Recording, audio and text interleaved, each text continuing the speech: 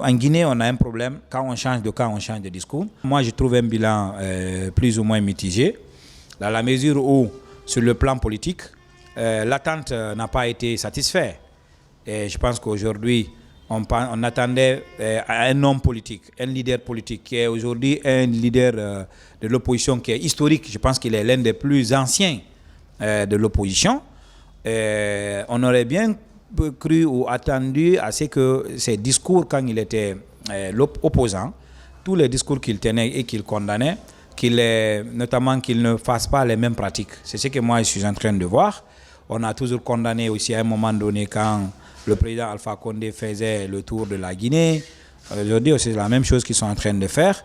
Donc je pense qu'il faut s'interroger sur la nécessité, n'est-ce pas, des actions qui sont en train de mener. On nous parle d'une transition, après on nous dit que la transition est finie, on est dans la refondation. Et s'il tombe lui aussi dans cette idéologie de conception, de changement de concept et d'idéologie, à mon avis, nous au niveau de la société civile, on va s'interroger quelle mission le Premier ministre a par rapport à la transition. Il y a un paradoxe à ce niveau quand même, il faut le dire, entre ce que M. Ba a été quand il était opposant ou acteur de la société civile et ce qu'il est aujourd'hui. Le paradoxe, c'est que M. Ba a toujours prôné la liberté d'expression, la liberté individuelle et collective.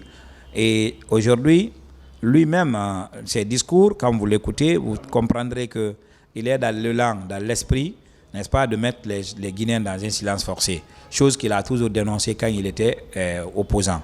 Donc je pense qu'en Guinée, on a un problème. Quand on change de camp, on change de discours.